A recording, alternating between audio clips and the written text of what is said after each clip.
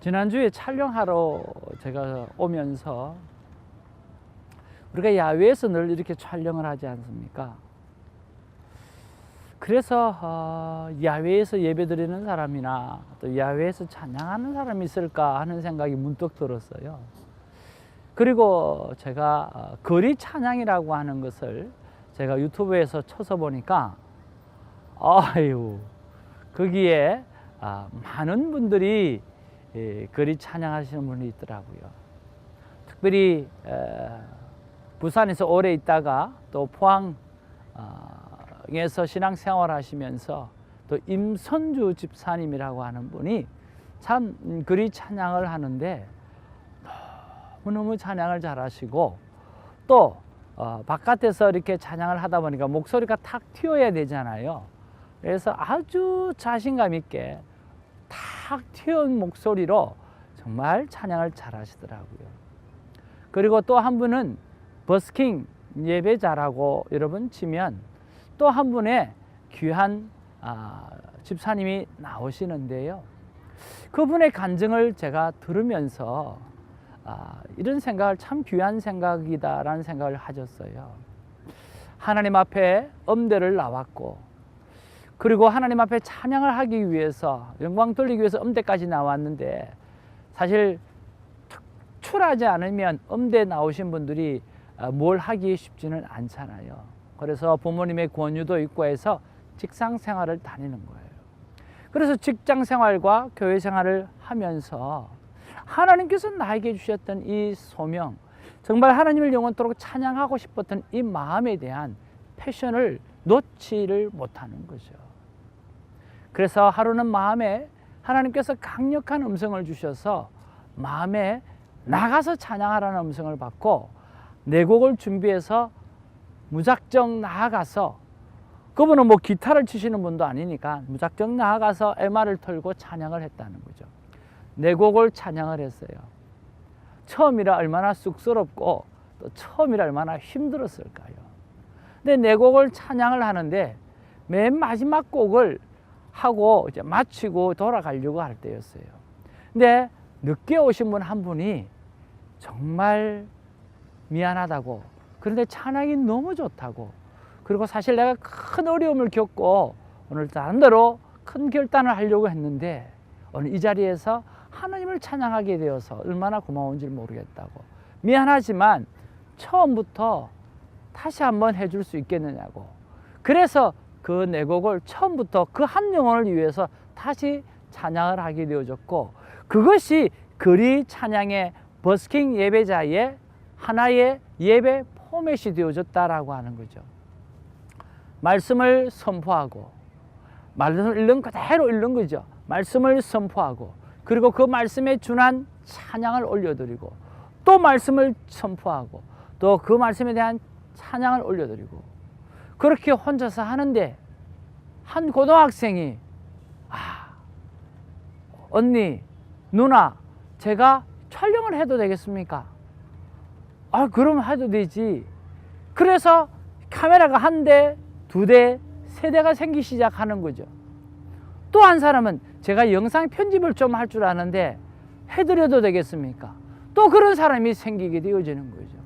그러면서 오늘 하나님 앞에서 유튜브로 거리에서 드려지는 예배가 이루어졌다라고 하는 거죠. 저는 그것을 보면서 이런 생각을 합니다.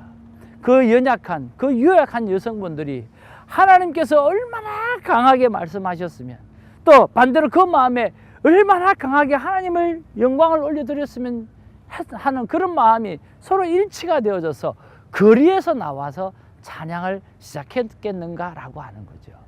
오늘도 우리도 이런 하나님을 향해서 뭔가 열정들을 가지고 바깥으로 사도 바울처럼, 신라처럼, 디모데처럼, 오늘 사도행전에 나와 있는 이 사도들처럼 바깥으로 나아가서 주의 영광 올려드리는 우리 모두가 되기를 주님의 이름으로 축복을 드립니다. 할렐루야. 7월 18일 수요일입니다. 사도행전 17장 16절에서 23절까지가 오늘 본문의 말씀입니다.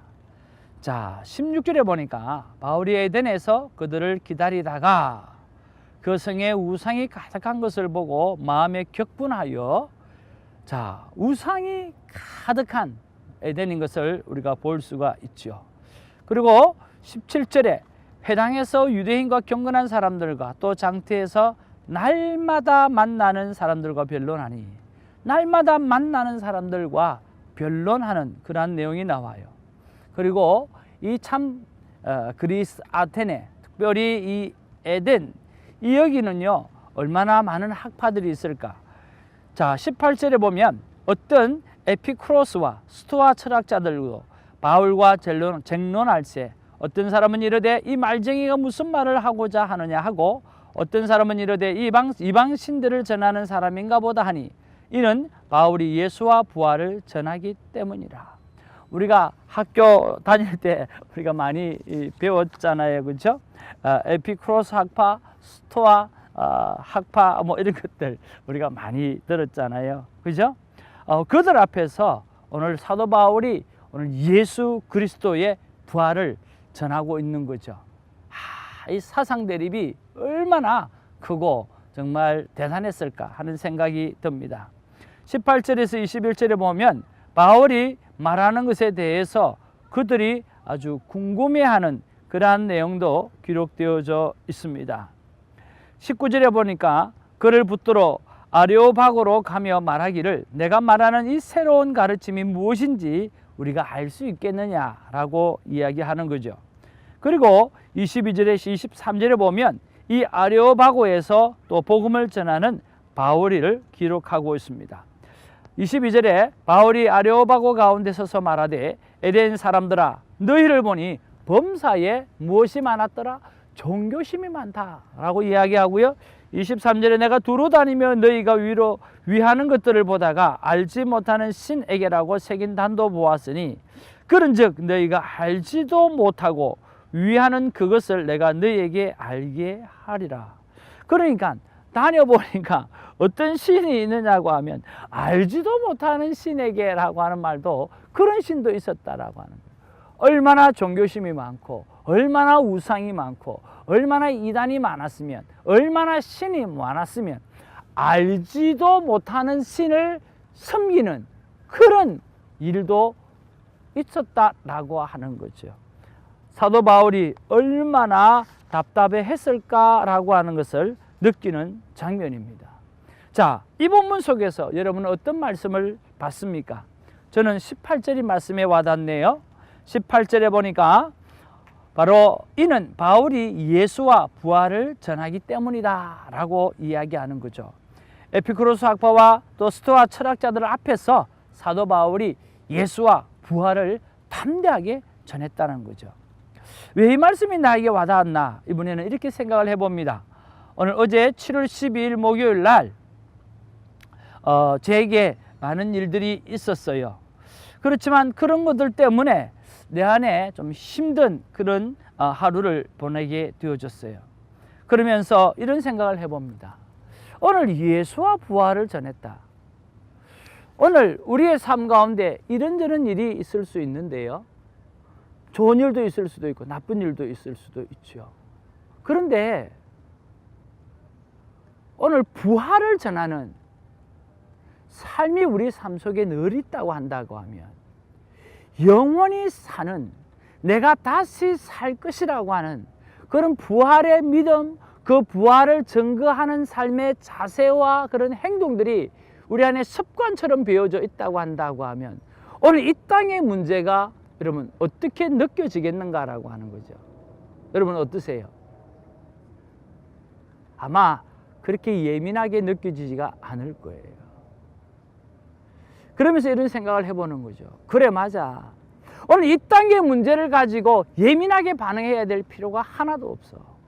제가 하나님 앞에 기도할 때에 그런 마음이 드는 거예요. 그럼 이 땅에는 문제가 있을 수밖에 없어.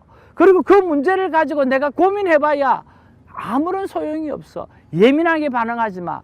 부활을 이야기하고 예수 그리스도를 이야기하고 영원한 나라를 이야기하고 영원한 나라를 꿈꾸고 살아가는 사람은 오늘 이 땅의 많은 문제들은 더 이상 문제가 될 수 없다라고 하는 거죠. 그러면서 오늘 본문의 말씀 속에서 오늘 사도 바울이 오늘 예수와 부활을 증거했다라고 하는 그 말씀 때문에 그래 맞아, 내 생각이 포커스를 부활에 둔다고 한다고 하면, 영원히 사는 것에 둔다고 하면 오늘 이 땅에 여러 가지 만나는 문제가 오늘 내게 큰 집이 될 수 없겠다라고 하는 확신들을 가지며 하나님 앞에 기도할 수 있습니다. 사랑하는 성도 여러분, 그리고 오늘 이 땅에서 우리가 우리가 이민자라고 하지만 사실은 모두가 이민자예요. 이 땅이 다 우리 거예요? 아니잖아요. 그렇죠? 다 하나님 거예요. 우리가 하나님의 자녀로서 다 이 땅에 빌려서 쓰는 거죠. 우리가 이 땅의 삶을 살면서 크고 작은 일을 만납니다. 아니, 만나셨습니까? 여러분, 우리는 이 땅의 목적을 두고 사는 사람이 아니라 영원의 목적을 두고 사는 사람입니다. 오늘 예수와 예수의 부활을 증거하는 그런 삶의 목적을 두고 우리가 나아가게 되어질 때 우리 땅에 지금의 여러 가지 문제들 다 별것도 아니고 예민하게 반응해야 될 이유가 하나도 없다라고 하는 것처럼 믿음 안에서 늘 승리하는 저와 여러분 되기를 주님의 이름으로 축복을 드립니다. 오늘 아덴에서 당하는 이 사도 바울이 여러 가지 사상자들 앞에 무엇보다 많은 신들이 있는데 이름도 모르는 신이라고 이름을 붙여놓고 섬기는 그런 사람들 속에 오늘 너희들이 이 땅에서 잘 되기를 바라느냐가 아니라 오늘 너희들은 부활의 믿음을 가져야 된다, 오늘 영생을 가져야 된다 라고 이야기하는 사도 바울의 모습을 바라보면서 우리도 그 부활을 증거하는 아름다운 하나님의 자녀 되기를 주님의 이름으로 축복을 드립니다. 기도하겠습니다. 사랑과 은혜가 충만하신 아버지, 참으로 고맙고 감사를 드립니다.